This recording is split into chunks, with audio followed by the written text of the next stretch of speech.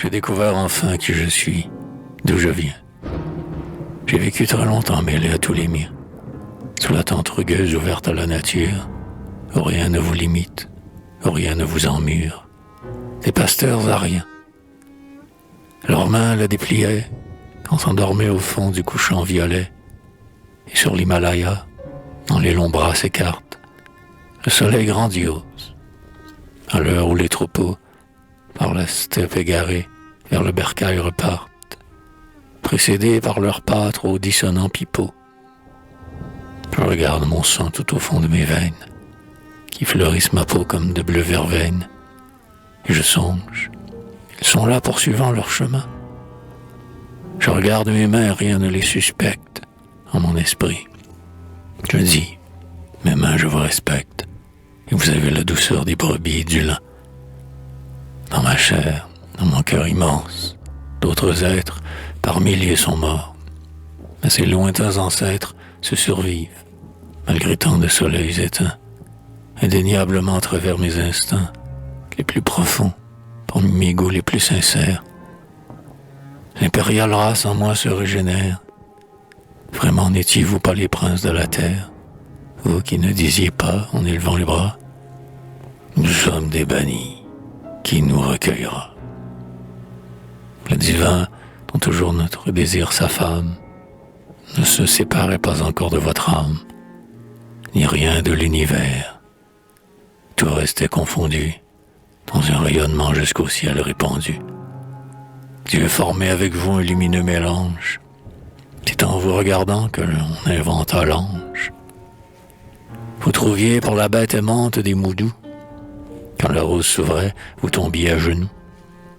Vous causiez avec l'eau, dont la voix sourde flue, et vous disiez au vent joyeux, « Je te salue ». Quand l'aurore, fontaine de clarté, noyait l'espace, vous mettiez sa blancheur sur vos lèvres pour les purifier, tandis que s'écriait, dans l'enclos le troupeau des béliers et des chèvres, impatient d'être délâchés par les champs. Et si vous rapportiez les faucilles au flanc, entre vos bras heureux, l'énorme et lourde gerbe, d'orge ou de blé teinté d'un feu pur et vermeil, vous croyez, contre vous, de grands gestes superbes, pressés, tout palpitant, le cœur chaud du soleil.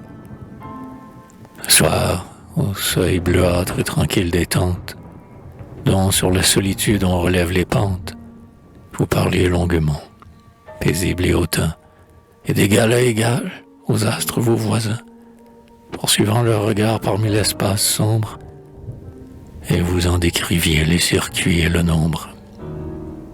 La lune s'asseyait songeuse près de vous, ou, lente, se couchait au creux de vos genoux. Les chiens tendres baignaient leur regard dans le vôtre. S'il pleuvait, vous goûtiez le parfum de l'épeautre, comme un baiser profond dont s'ébranle l'essence, comme un geste d'amour aux attraits tout-puissants.